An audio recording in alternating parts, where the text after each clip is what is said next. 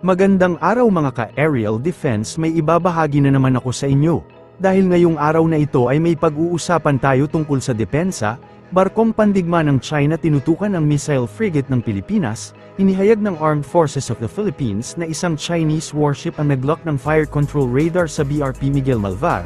Habang nagsasagawa ito ng patrol malapit sa Sabina Shoal noong ika-7 ng Marso, ayon kay Rear Admiral Roy Vincent Trinidad, delikado at provocative ang naturang aksyon dahil maaari itong magdulot ng hindi pagkakaunawaan at tensyon sa karagatan. Agad namang nag-radio challenge ang barko ng Pilipinas, na sinunod ng Chinese vessel matapos nitong iurong ang radar. Matatagpuan ang Sabina Shoal sa loob ng Exclusive Economic Zone ng Pilipinas sa West Philippine Sea, na patuloy na pinagtatalunan ng Pilipinas at China. Sa kabila nito, tiniyak ng AFP na magpapatuloy ang kanilang mga patrol upang ipagtanggol ang soberanya at karapatan ng bansa, kasabay ng panawagan sa mapayapa at rules-based na resolusyon ng sigalot.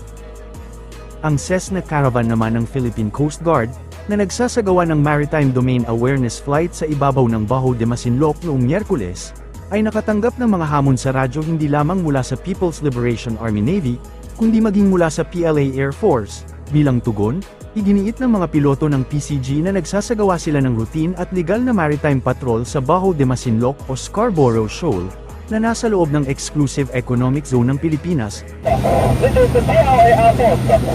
You are 24 kilometers from the territory of the China Oriental. Don't close here, otherwise you will be kidnapped. Nag-deploy ng mga surface vessel sa Bajo de Masinloc ang Philippine Coast Guard kasunod ng panghaharas ng Chinese Coast Guard at Chinese Maritime Militia sa mga Pilipinong mangingisda nitong Martes, ayon kay PCG spokesperson Commodore Tariela.